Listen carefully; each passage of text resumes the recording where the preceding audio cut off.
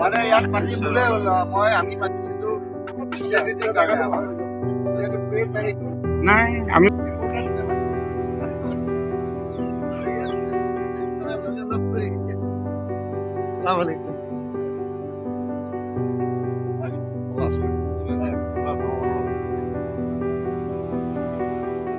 যাত্ৰাত মুখ্যমন্ত্ৰীগৰাকীয়ে কৈছে এয়া অন্যায় যাত্ৰা, কি ক'ব আপুনি?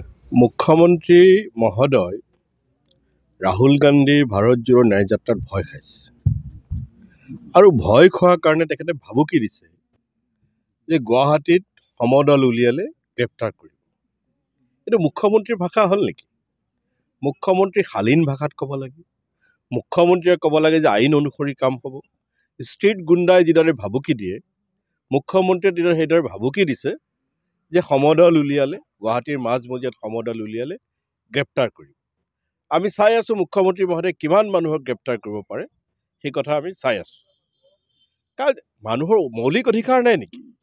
কোন ৰাস্তাৰে খোজকাঢ়িম, কোন ৰাস্তাৰে খোজ নাকাঢ়িম, মুখ্যমন্ত্ৰী মহোদয়ে পাৰ্মিশ্যন ডিনাই কৰিব পাৰে, সেইটো বেলেগ কথা।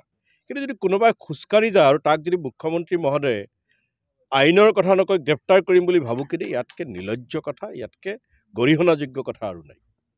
যাত্ৰাৰ প্ৰস্তুতিৰ সন্দৰ্ভত কলিয়াবৰত কেনেধৰণে আগবাঢ়িছে? ক'ত আগবাঢ়িছে? কলিয়াবৰ আমাৰ ইয়াত যিখন সভা হ'ব সেই সভাখনত কলিয়াবৰ। কলিয়াবৰ আপুনিতো কলিয়াবৰ বুলি, মইতো কলিয়াবৰ বুলিয়ে জানো, কিন্তু মুখ্যমন্ত্ৰী ডাঙৰীয়া আকৌ বিশেষ সম্প্ৰদায়ৰ থকা ঠাই বুলি কৈছে। সেইটো কাৰণে মই সুধিছোঁ, কলিয়াবৰৰ এই ঐতিহ্যপূৰ্ণ এই ঠাইখিনি নন্তলী আৰু এইখিনি গোটেই পঞ্চায়তটো হ'ল মাছ পোপথৰীয়া, মাছ পোপথৰীয়া, নন্তলী আৰু এটুকুৰ নাম আছে এইখিনিৰ আৰিমুৰা। মই এইকাৰণে কৈছোঁ, কালি মুখ্যমন্ত্ৰী ডাঙৰীয়াই অকণমান খিকিন্দালি কৰি শব্দটো বেলেগ কৈছে, বিশেষ সম্প্ৰদায় থকা বুলি কৈছে। নন্তলী, কলিয়াবৰ, মাছ পোপথৰীয়া আৰু আৰিমুৰা এই ঠাইটুকুৰ ঐতিহ্যপূৰ্ণ ঠাই।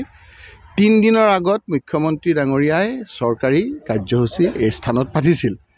তেতিয়ালৈকে এই স্থানটো আছিল বেলেগ। এতিয়া কংগ্ৰেছৰ মিটিং হোৱাৰ লগে লগে কৈছে এটা বিশেষ সম্প্ৰদায় থকা জেগা। আপোনালোকে জানেই, মানে ইমান ভয়ত তস্ত্ৰমান ৰাহুল গান্ধী ডাঙৰীয়া আহোঁতে তেওঁ মানে কথা, কাম কাজ, বডি লেংগুৱেজ অৰ্ডিনেৰী। আজি মই অলপ ক'বলগীয়া হৈছে, অৰ্ডিনেৰী। এজন মুখ্যমন্ত্ৰী এই ধৰণৰ কথা নকয়।